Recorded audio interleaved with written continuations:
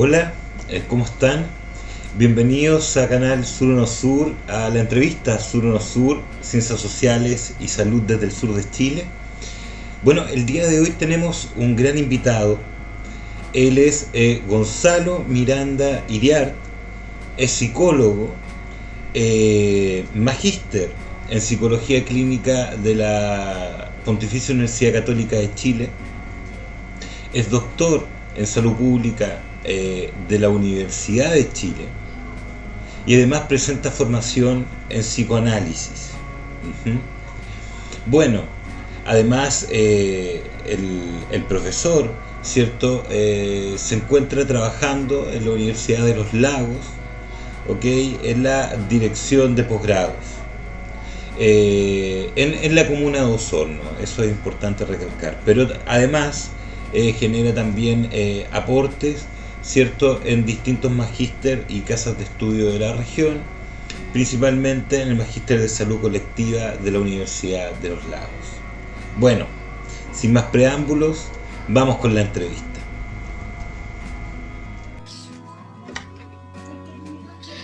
Hola, ¿cómo están? Bueno, como les comentaba, ¿cierto? Estamos con el profesor Gonzalo Miranda, vamos a tener una conversación, ¿cierto? Hoy en la entrevista Sur Uno Sur, con él, de su historia, de su presente y qué se encuentra en este momento. Profesor, ¿cómo está? Hola Carlos, buenas tardes. Con calor, a pesar de que estamos en marzo, todavía hace calor. Claro, todavía con calor acá en Puerto Montt igual.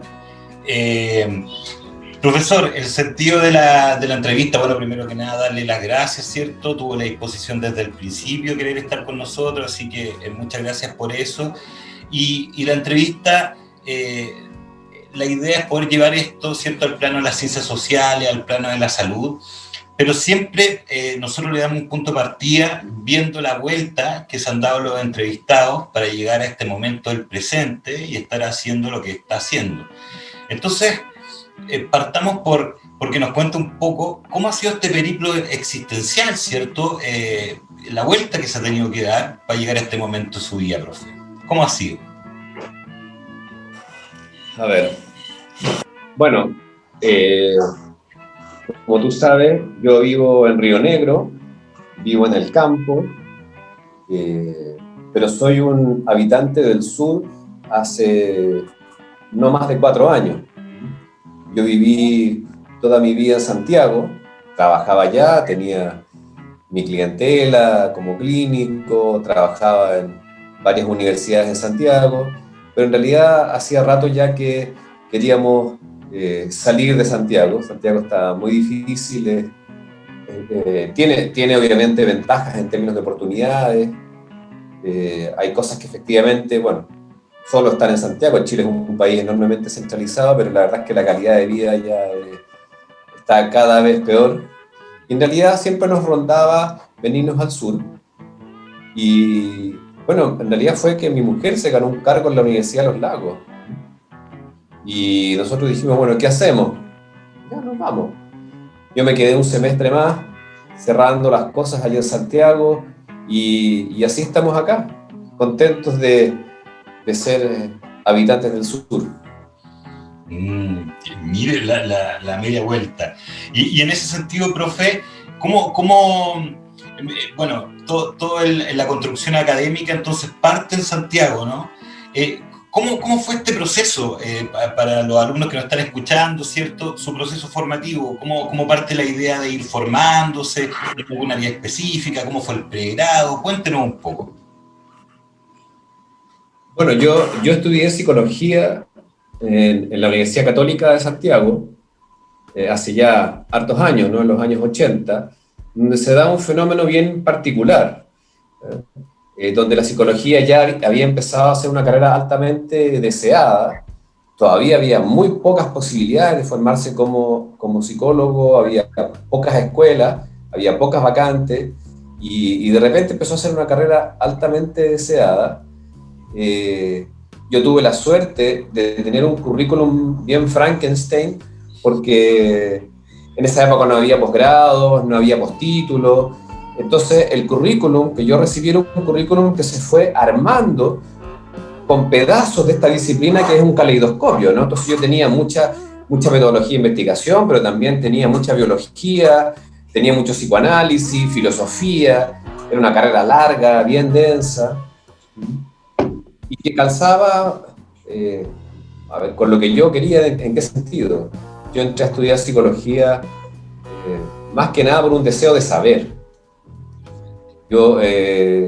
A mí lo que me interesaba era conocer.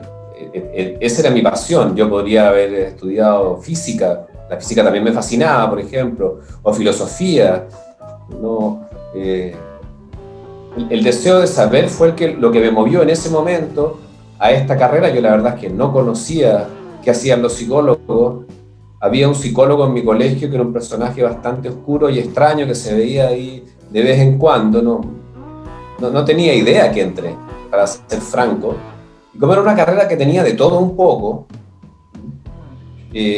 bueno, eso me gustó. Era una carrera bastante enciclopédica, donde uno se formaba, como te digo, de todo un poco, pero también empezaba a especializarse. Y cuando yo tenía que especializarme, viene la pregunta, bueno, ¿y cómo se gana uno la vida como psicólogo? Yo no me lo había planteado. Mi deseo era el deseo de saber. Claro. Si a lo mejor yo hubiese vivido en otro país, por ejemplo, yo habría sido un psicólogo experimental. A mí me gustaba la psicología experimental, fui ayudante de psicología fisiológica, por ejemplo, me gustaban los laboratorios. Pero bueno, en Chile no hay en realidad verdadera investigación así en serio en ese campo. Y lo que me fue pareciendo que respondía un poco a este deseo de saber era más bien la formación clínica, cosa que puede parecer curiosa.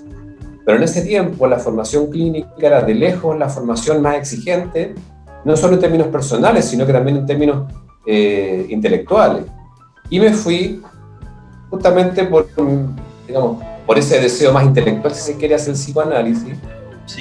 Porque el psicoanálisis plantea esta cosa curiosa, ¿no? De que la clínica es investigación al mismo tiempo. O sea, para entender los fenómenos que mueven al ser humano, los procesos mentales, bueno, lo que manda, o el laboratorio, o el espacio de aprendizaje, es la clínica misma. Ahí no hay divorcio entre hacer investigación y hacer práctica. Las dos cosas son un solo paquete. Y por ahí me fue metiendo, aunque también yo tuve formación en otros ámbitos que agradezco mucho. Yo hice un postítulo en terapia sistémica, y tuve buena formación en terapia sistémica, tuve buena formación también en psicoterapia humanista experiencial, en psicoterapia cognitivo-conductual. Tuve muy buenos profesores en ese campo. Todos en esa época era gente que venía de la práctica, ¿no? Era gente que te hablaba de su experiencia, desde su oficio, no te hablaban desde los papers ni desde los doctorados, sino que te hablaban del oficio. Y bueno, por ahí de repente me vi y era psicólogo clínico. Tenía que ganarme la vida de alguna manera. Por supuesto, hice muchas cosas antes de trabajar como clínico. Trabajé en programas educativos del Ministerio de Salud, hice selección de personal, hice consultoría. No, en esa época, bueno, yo no creo que todos tenemos que ganarnos la vida como venga, y bueno, después uno agradece esa experiencia también. Claro. Estamos en la entrevista Sur No Sur con Gonzalo Miranda, revisando el pasaje de su formación en el plano del pregrado, revisando cómo ha sido este proceso, este collage de conocimiento, como planteaba el profe, ¿cierto? Y cómo parte este primer momento del hacer profesional en lo laboral. Profesor, y en ese sentido, como esta cercanía con el psicoanálisis es más psicoanalista, más freudiano, más lacaniano, ¿por qué lado iba el profe? ¿Más por lo afectivo o más por el lenguaje en sí, no? A ver, yo, en la escuela misma tuve grandes maestros, ¿no? Por ejemplo, Omar Arrué, que es uno de los grandes clínicos, grandes psicoanalistas que he tenido en Chile. Él fue mi primer supervisor clínico también. Él era muy freudiano, muy freudiano. Tuve también de profesor a Juan Francisco Jordán, a Jaime Coloma, a Leandra Casaula, en fin, que ellos venían del mundo más bien kleiniano. Yo tuve una buena formación kleiniana. Y yo tengo bastante respeto a la locura inglesa. Y bueno, después pasó que empezamos a armar un pequeño grupo de estudios sobre Lacan, que de repente agarró vuelo y se transformó en el campo freudiano de Chile. Y eso significó que empezamos a tener respaldo de las asociaciones mundiales de psicoanálisis. Chile estaba volviendo a la democracia. Chile era un país de mucho interés en Europa y en otras partes del mundo. Empezamos a tener visitas de psicoanalistas de distintas partes del mundo.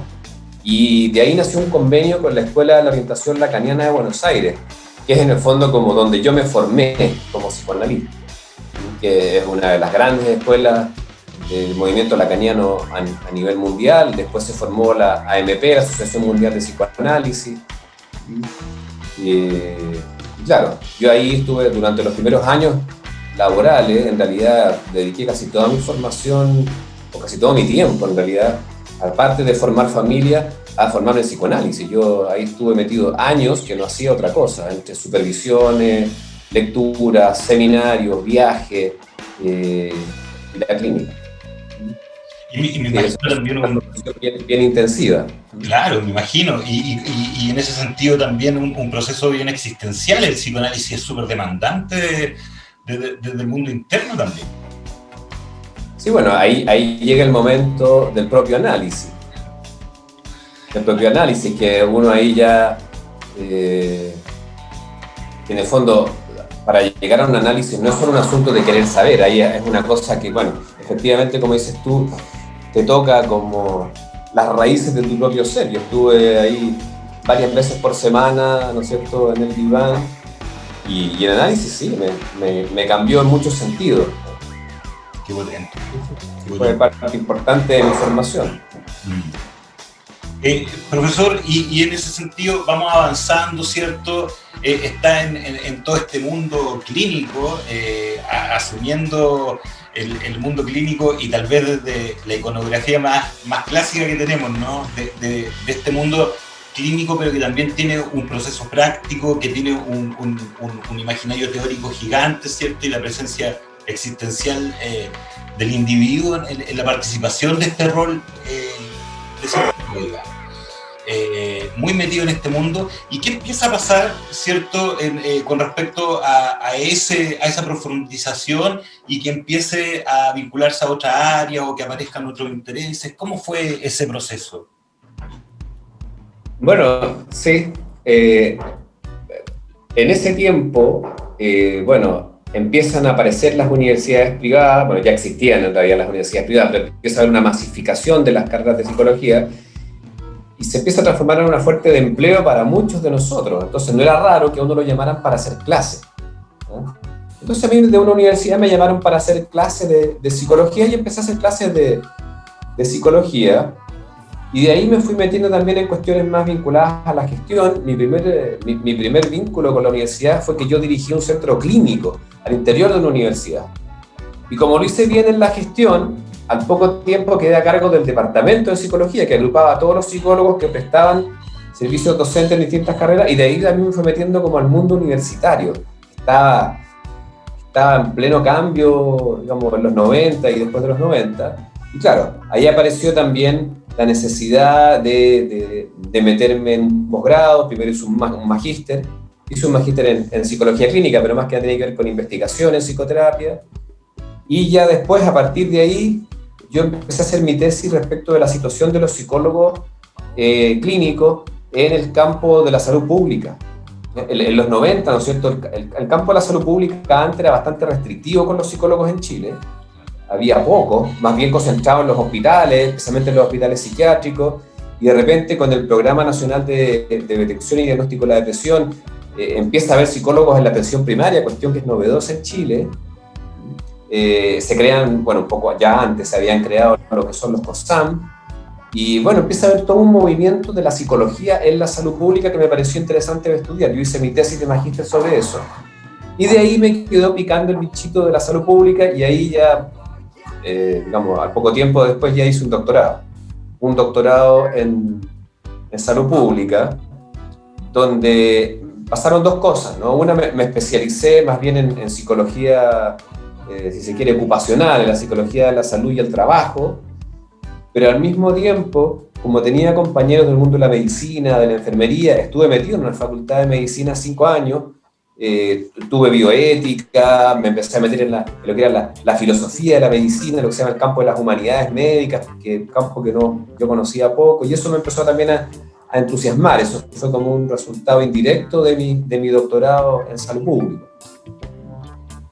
Empezar a estudiar historia de la medicina, filosofía de la medicina, los problemas vinculados a salud y enfermedad, como problemas teóricos vinculados a salud y enfermedad, filosofía de la salud, filosofía de la vida, qué sé yo, autores como Canguilhem, autores que ya se empiezan a alejar claramente del campo más clásicamente entendido como de la salud, pero que son sumamente vigentes.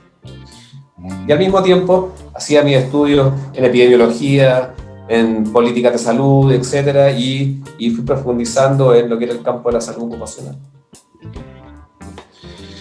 Profesor, y en como bien lo decía usted, 5 años metido en una facultad de medicina y en ese espacio, ¿cierto?, accediendo a todo este mundo de la salud pública, de la filosofía, de la epistemología, ¿cierto?, que existen en medicina.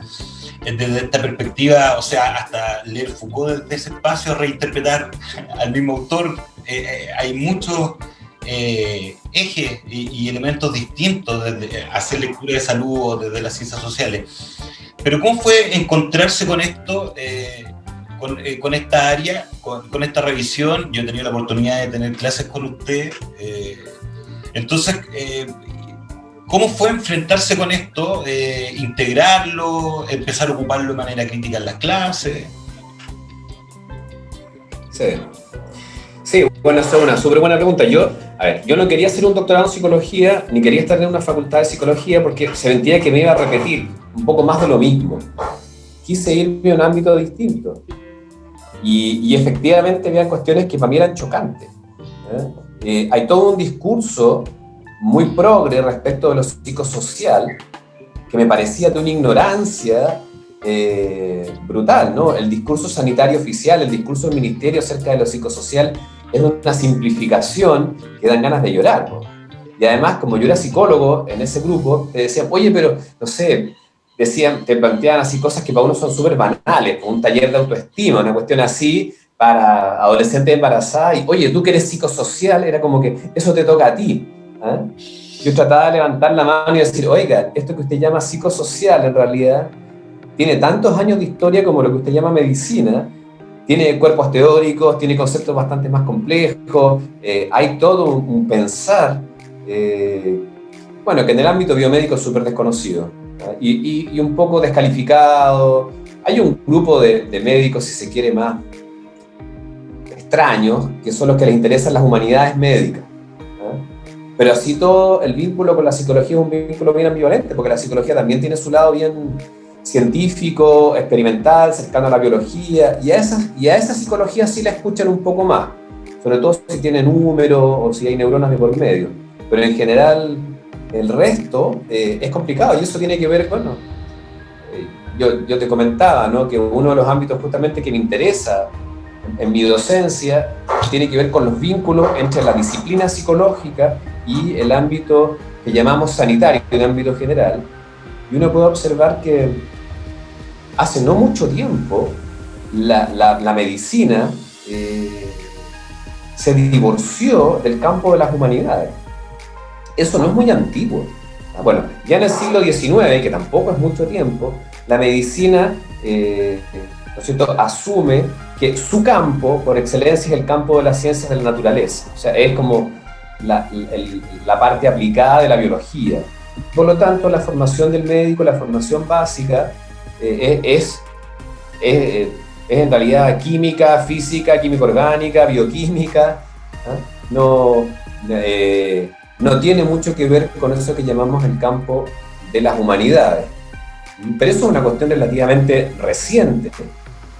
Y mientras tanto, hay todo un campo, ¿no es cierto?, que se abre, donde se acogen demandas de malestares que llevan incluso rótulos sanitarios, para las cuales esta medicina no tiene respuesta y se le pone como el sombrero de lo psicosocial, con bastante ignorancia, con bastante torpeza.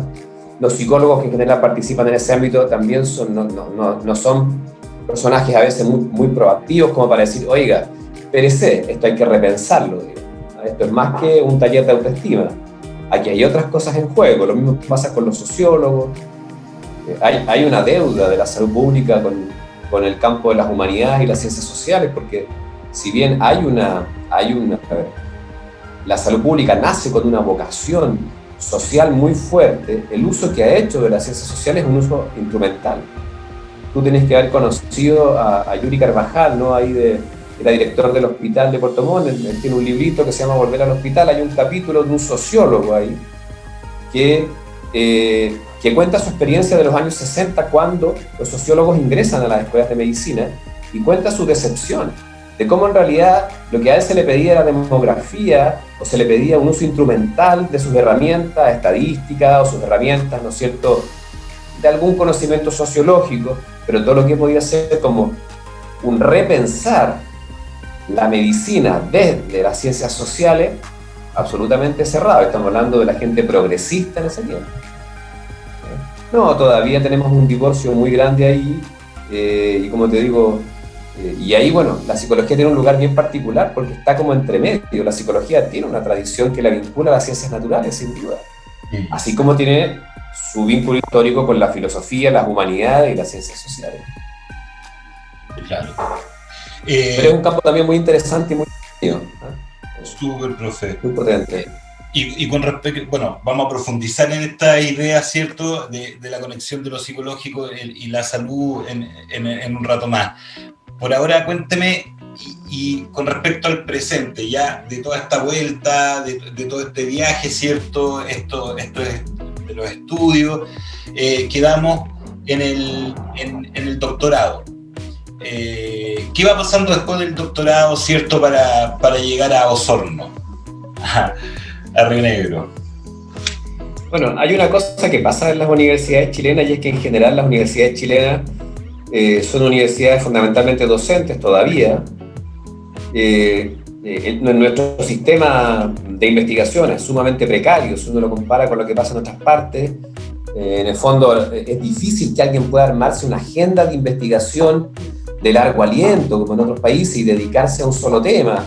Y como además hay que estar publicando, etcétera, ¿no? O sea, claramente, no sé, personas como Albert Einstein o Heisenberg o Heidegger hoy en día estarían fuera de CONICET, los habrían echado de las universidades por poco productivos.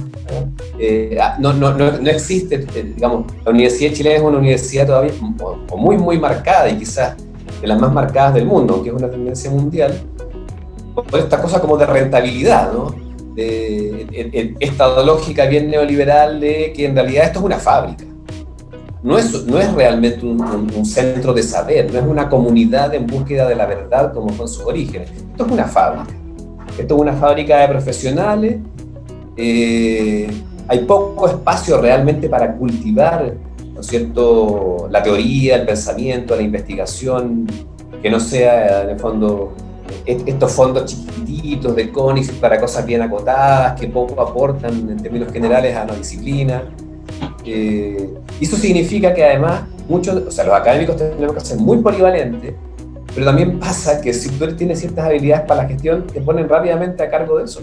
Entonces yo salí de mi doctorado y al poco tiempo terminé de director de posgrado de una universidad a cargo de la generación de proyectos, evaluación, acreditación, y me metí de lleno en la gestión.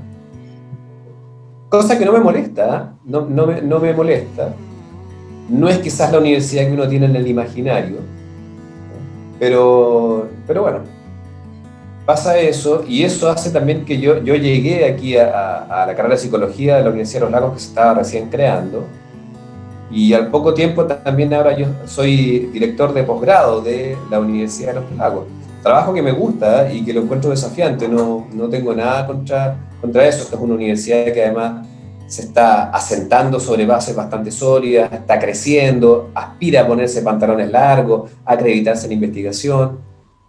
Pero claro, tenemos un sistema en general, todo el sistema universitario chileno es sumamente escolarizante, contrata doctores, pero en realidad los doctores son para el ranking, porque en la práctica los doctores no tienen mucho espacio para generar agendas de investigación de larga data.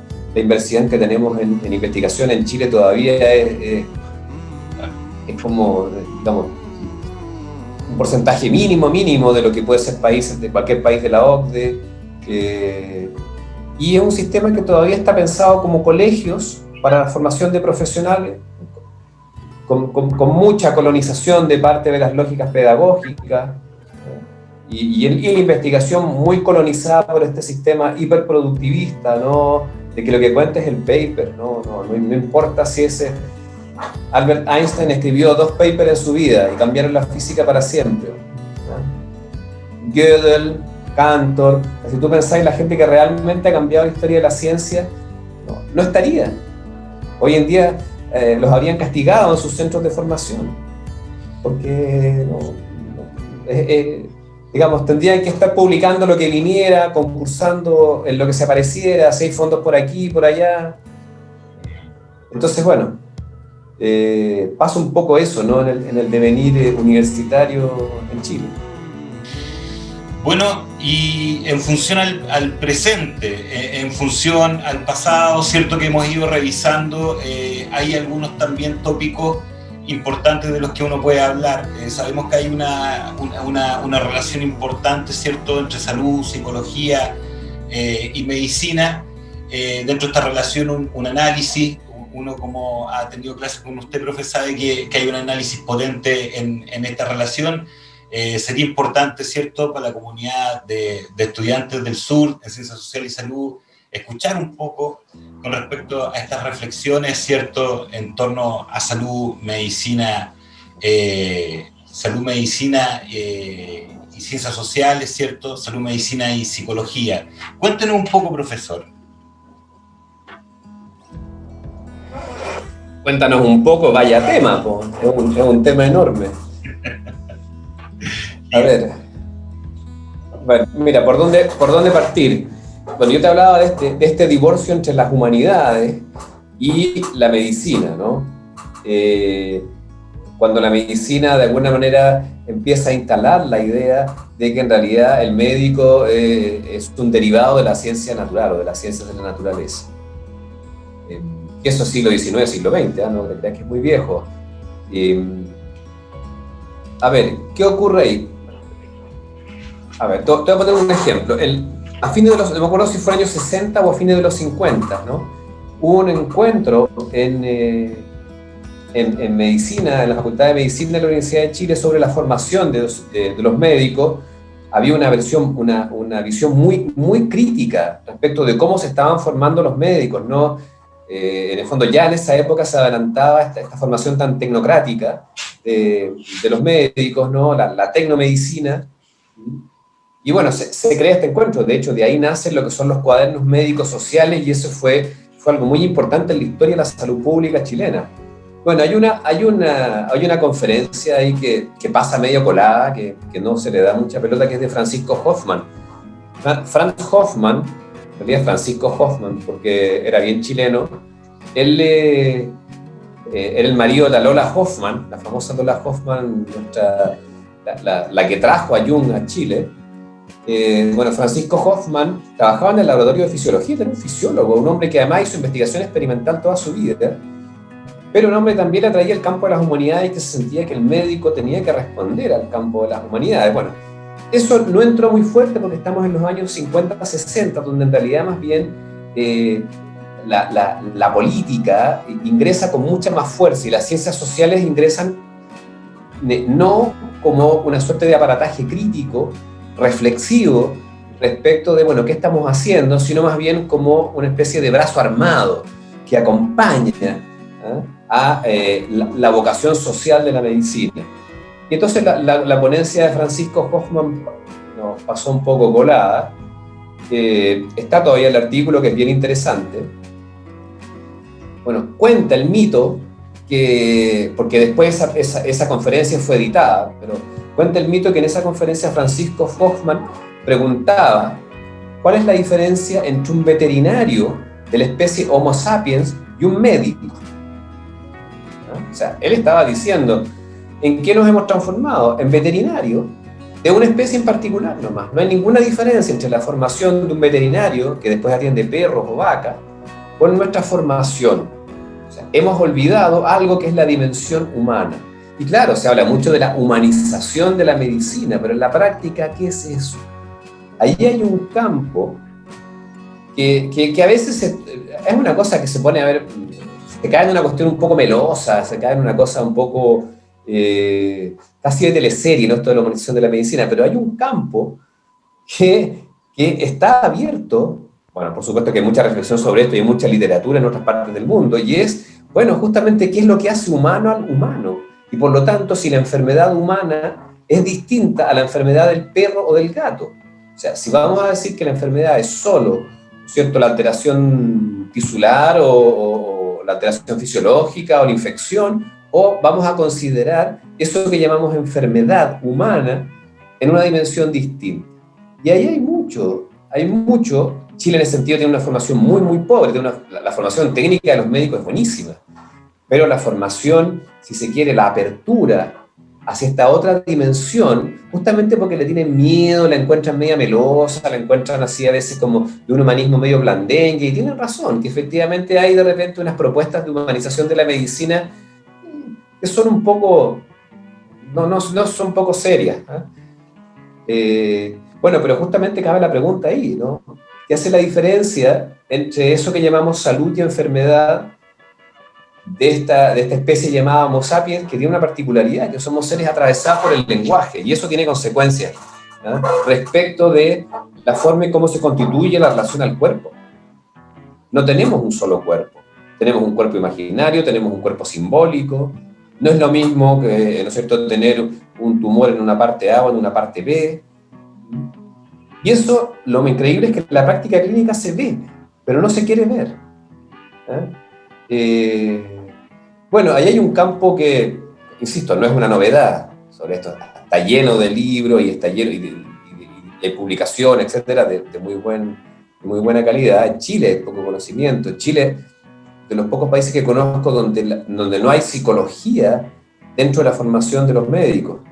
Y cuando hay psicología, de nuevo, se entra una cosa como muy técnica, muy de qué dice el último paper respecto de esto o este otro, con poca posibilidad de sentarse a pensar en los fenómenos de salud y enfermedad como conceptos que pueden ser pensados, que no vienen dados.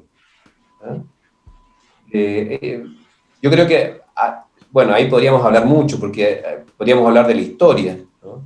La historia de la medicina en eso es súper interesante. La historia de la medicina, especialmente del siglo XVIII y XIX, es muy interesante al respecto.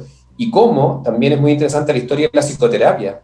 La psicoterapia nace en manos de médicos. Ahí hay una cosa que es muy linda, ¿no?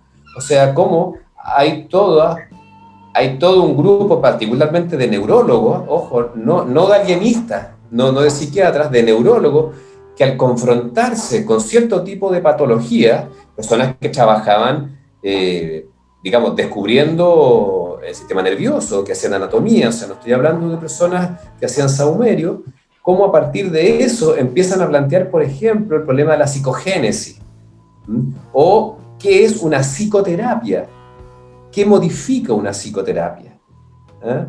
En eso es muy fecundo, finales del siglo XIX, y yo te diría hasta la Segunda Guerra Mundial. Después de la Segunda Guerra Mundial viene la masificación de la psicología y de la psicoterapia, y se pierde un poco esta capacidad reflexiva, y se cae en una cosa muy de hacer, muy de responder. Bueno, y hoy en día ya eso es una locura. O sea, los espacios de salud también están cooptados por esta lógica productivista.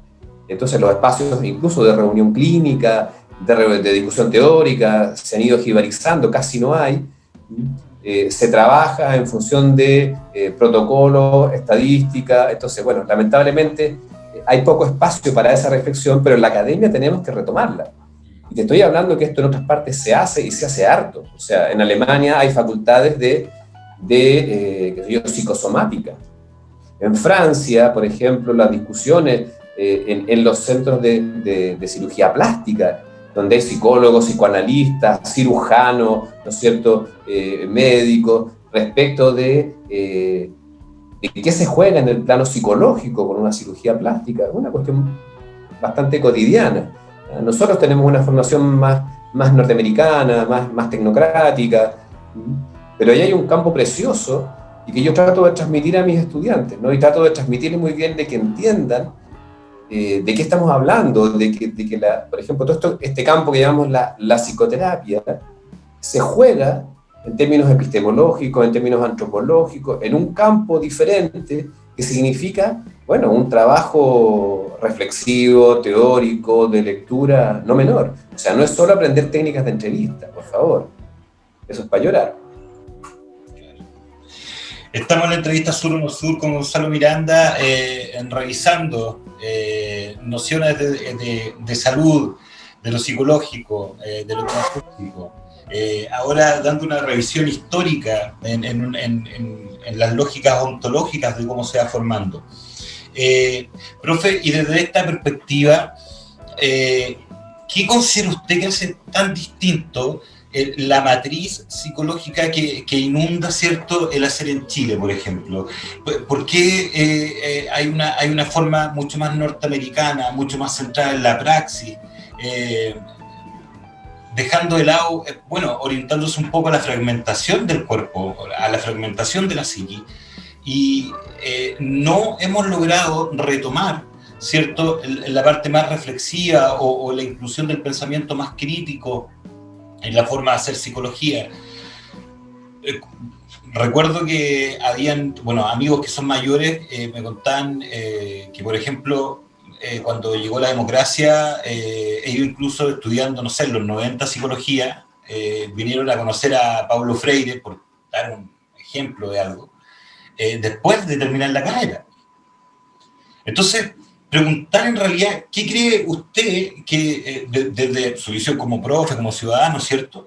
¿Qué cree usted que sitúa a Chile, ¿cierto?, en una lectura de análisis de la psicología desde el gringuismo, desde Estados Unidos, desde esta postura mucho más norteamericana, y no estar en el análisis crítico, dejar de lado un montón de autores, salir de las lógicas de los autores franceses, por ejemplo, la lógica de los autores alemanes también, o todo esto del Mediterráneo, ¿cierto?, de lo sistémico, la escuela de Milán, etc.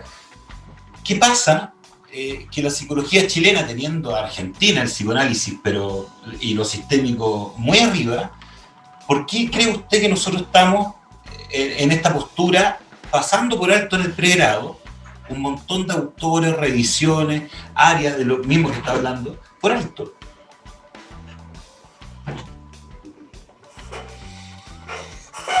Bueno, yo creo que hay varias cosas que se juntan ahí. Uno es la historia de la psicología en Chile, ¿no? La psicología en Chile nace en los años 50 en la Universidad de Chile desde una lógica bastante experimental, pero experimental europea, ¿no?, cercana al mundo de Wundt. Después, 10 años después, nace la Escuela de Psicología en la Universidad Católica. Siempre eran escuelas muy chiquititas, con muy pocos estudiantes y con muy poco impacto. Eso nació de una lógica mucho más europea, porque nació al alero de un cura jesuita, digamos, que él pensaba que en realidad un psicólogo tenía que ser ante todo un erudito, y ahí contrató básicamente profesores que eran psicoanalistas. Bueno, hubo un momento en que, yo te diría en los 80, la psicología pudo empezar a crecer porque de repente se transformó en una disciplina altamente demandada y empezó a tener un protagonismo que nunca lo había tenido.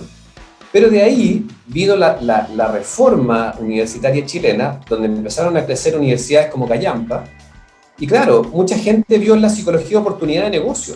Es decir, ya tenemos otra carrera barata, ¿no? O sea, pizarrón. Desde la ignorancia absoluta, claro, necesitamos una tiza, un pizarrón y muy pocos profesores. Esto es una carrera teórica. Bueno. Y eso hizo que la masificación de psicólogos en Chile sea una cosa impresionante. Bueno, a nivel mundial, esto es un fenómeno mundial, por si acaso, pero en Chile fue una cuestión increíble, muy de la mano de esta forma particular en que se amplió el sistema universitario chileno. O sea, si tú ves hoy en día la proporción que nosotros tenemos de jóvenes estudiando en Chile la proporción de universidades que tenemos para nuestra población versus la productividad o el aporte que nosotros hacemos a la ciencia en términos generales es bajísimo. O sea, hay una cosa bien inexplicable y tiene que ver con que en realidad se crearon universidades para que fueran colegios profesionales o institutos profesionales en la práctica. La gente que hizo la reforma de los 80, la única diferencia que había entre una universidad y un instituto profesional era el tipo de carreras que se podía dar.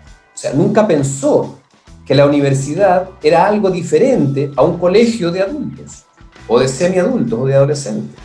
Y eso todavía nos pesa en Chile, ¿eh? Todavía nos pesa. Obviamente, además, en el marco de la dictadura militar, las humanidades y las ciencias sociales muy limitadas, muy limitadas, por lo tanto, la reflexión crítica altamente coartada. Y bueno, y después seguimos con el mismo vuelito, o sea, nunca ha habido...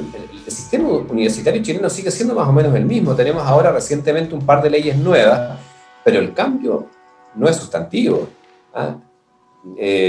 Todavía las universidades chilenas siguen siendo evaluadas básicamente por cuántos estudiantes entran y cuántos salen, y en cuánto tiempo.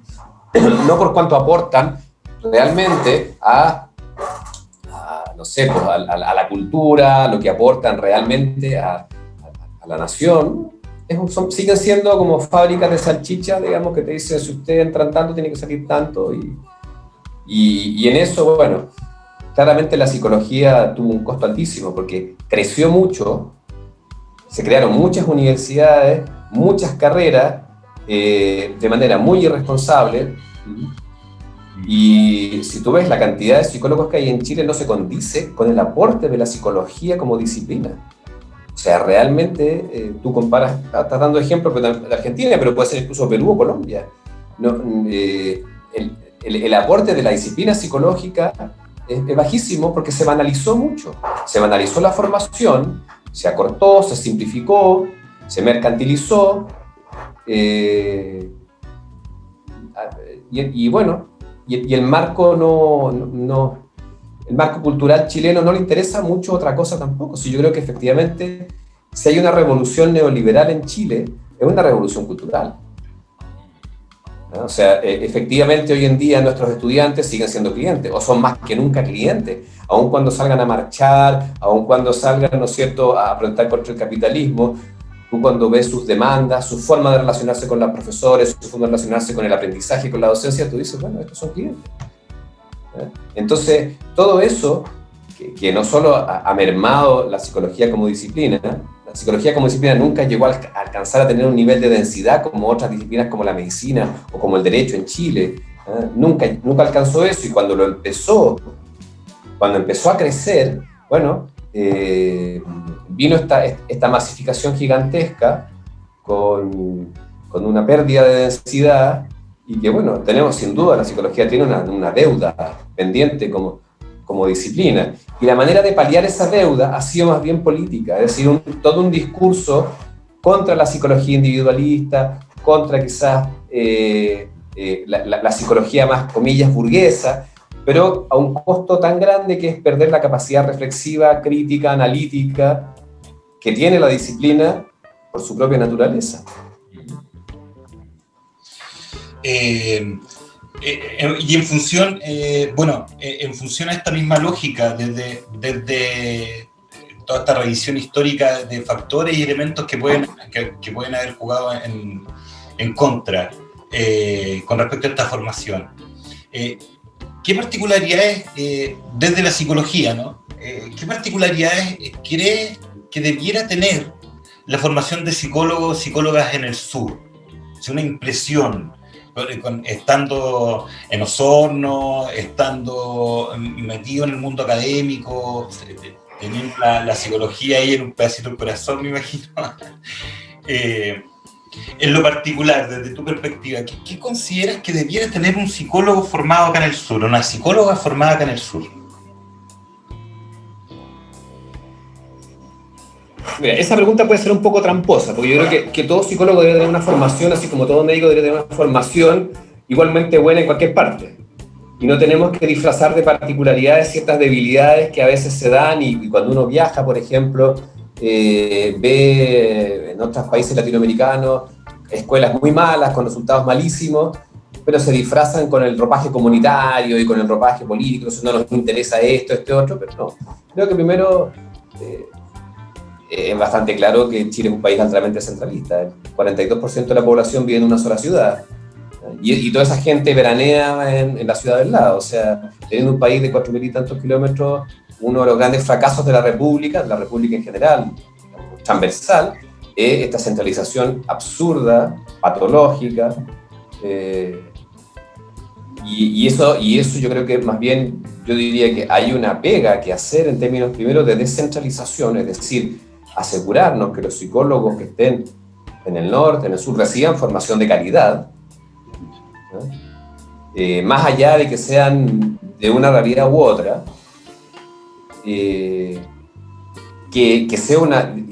sea abierta a lo que está pasando en el mundo, ¿no? Porque a veces también tenemos esta cosa como de que nos interesa lo local, lo territorial. Está bien, yo estoy de acuerdo con eso, ¿eh? Yo estoy de acuerdo que tenemos que ser capaces de mirar, por ejemplo, nuestra realidad regional con ojos críticos, aprender a mirar donde vivimos. Yo estoy de acuerdo con eso, pero eso no quiere decir que nos vayamos a aislar respecto de qué es lo que está pasando con la disciplina en el mundo.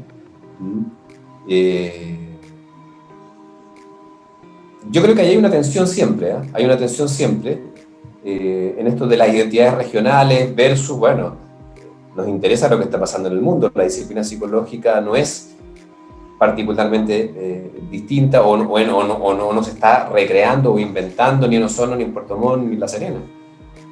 Pero sí es cierto, primero yo creo que en Chile tenemos que hacernos cargo de la historia de la psicología chilena, de las deudas de la psicología chilena, segundo, de la excesiva descentralización, y sí yo creo que una cuestión que es muy valorable, que es aprender a mirar el territorio, es decir, que la formación no sea puertas adentro.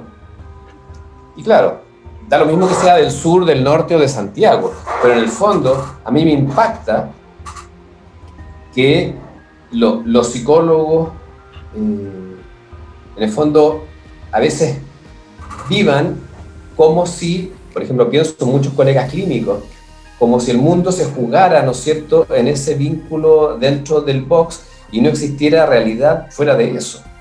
Eso fue una de las razones que a mí me llevó a hacer el doctorado en salud pública y también a meterme en el campo de la salud laboral. Yo empecé a tener pacientes donde claramente sus quejas iban muy centradas en el trabajo, no solo en la pareja, no solo en la familia, en los padres, sino que centradas en el trabajo. Y si uno empieza a poner oreja de manera abierta a eso y no empieza a hacer interpretaciones un poco toscas, digamos, un poco tontas, como que esto es la relación con tu padre o con tu madre, uno empieza a darse cuenta que efectivamente se estaban produciendo cambios en el mundo laboral que estaban impactando claramente en el sufrimiento de las personas.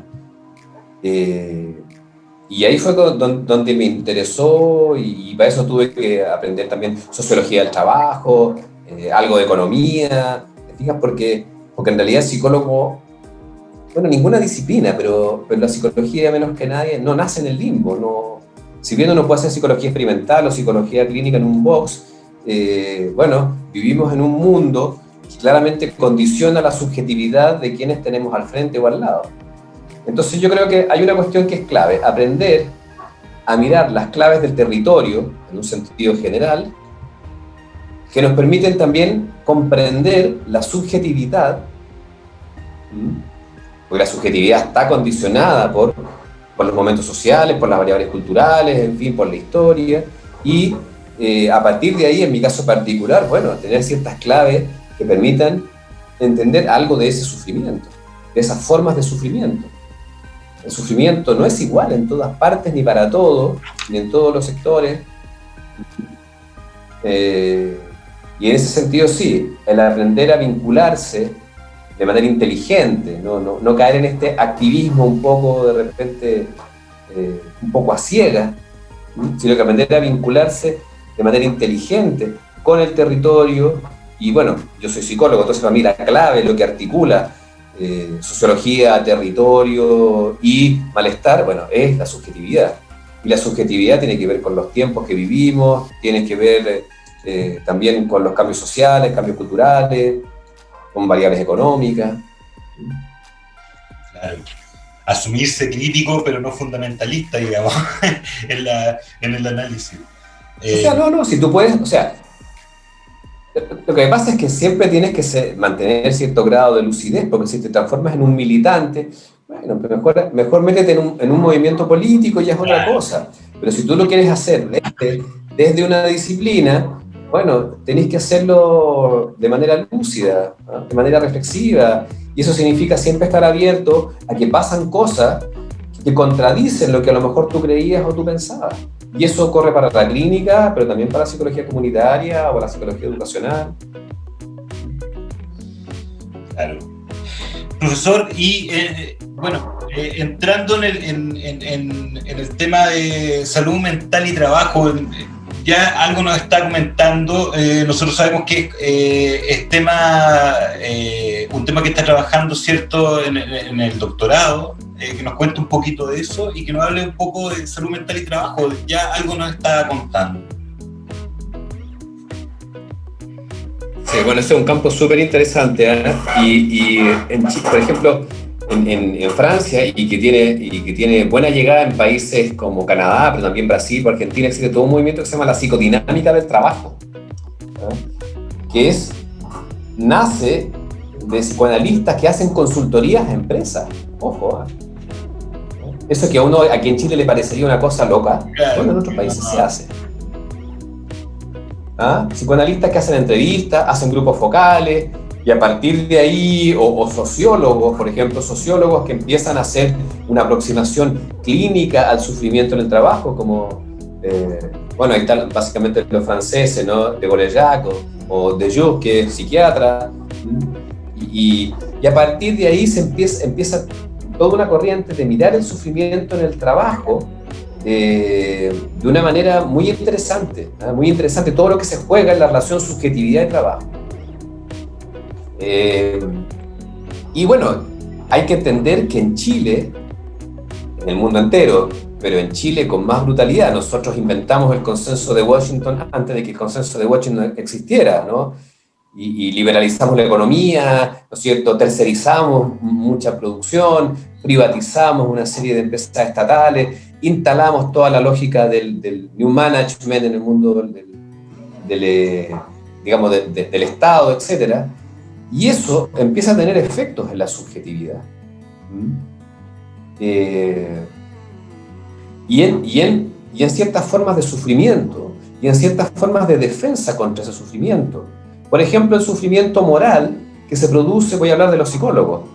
Hay publicaciones súper interesantes, el sufrimiento moral que se produce en los psicólogos que trabajan en la salud pública, que saben que tienen que hacer trampa para poder, en el fondo, cumplir con las estadísticas.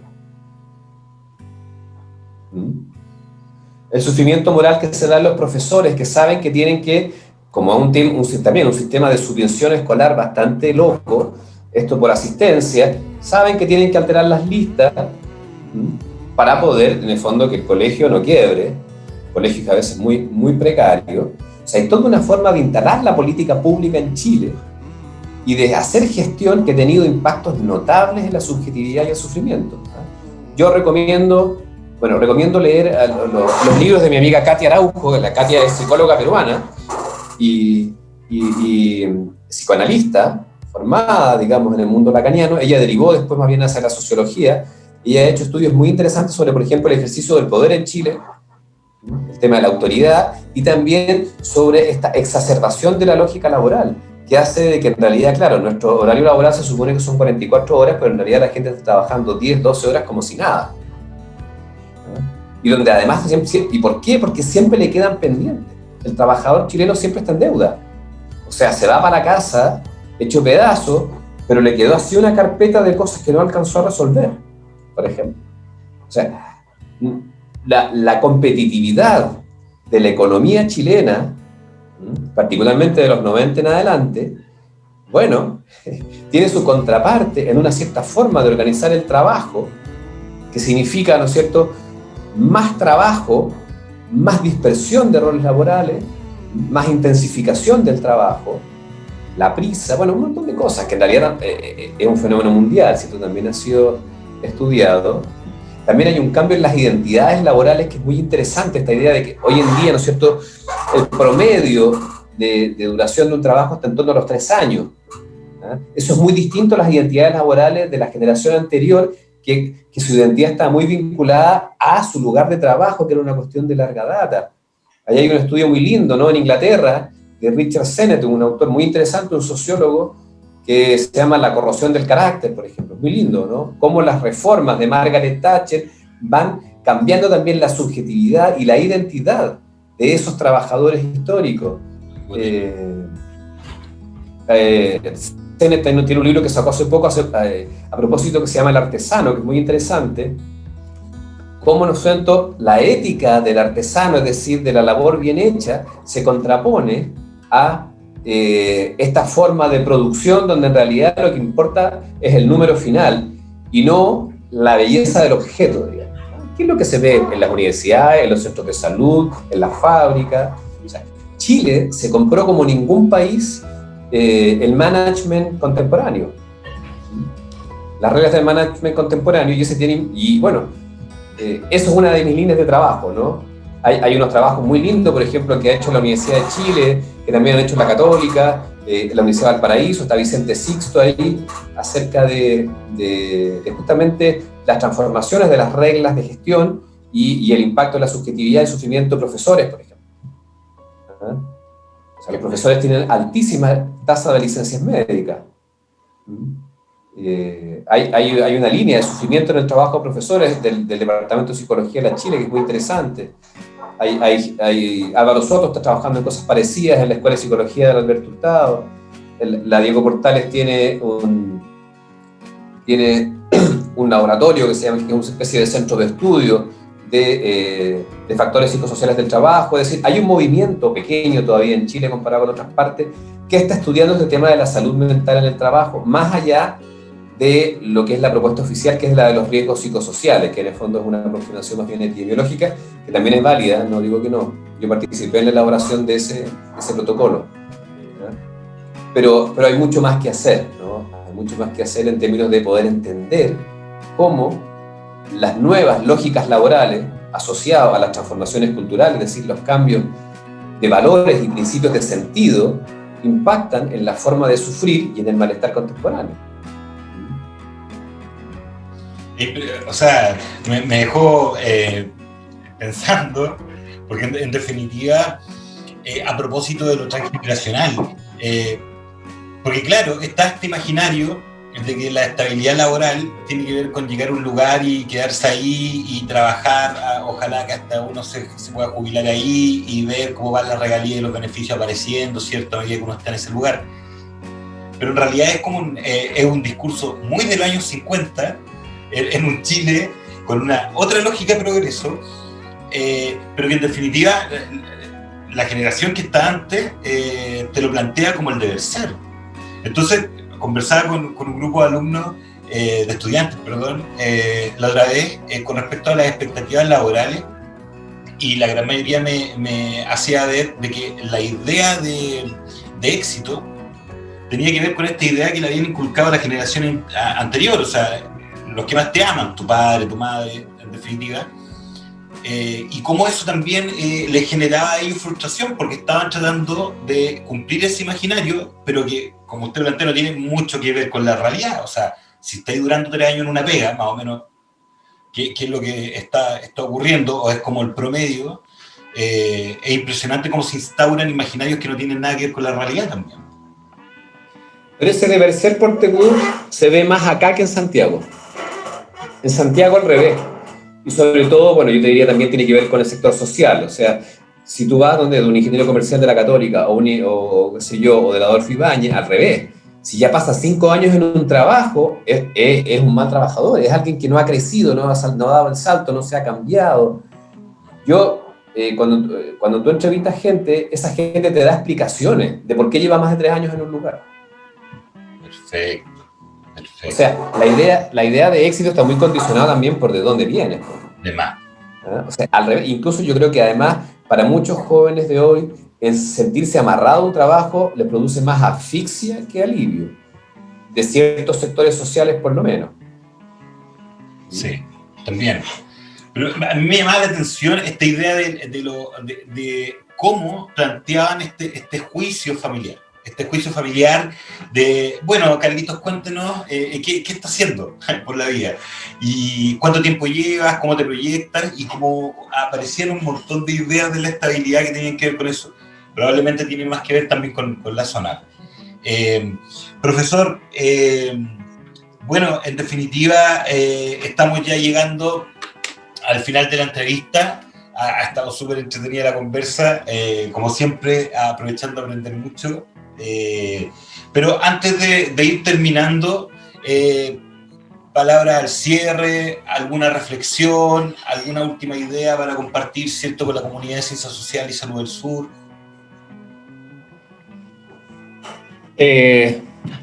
Bueno, sobre salud podríamos conversar harto, sobre ciencias sociales también, pero tú me dijiste en algún momento que estos videos lo veían sobre todo tus estudiantes.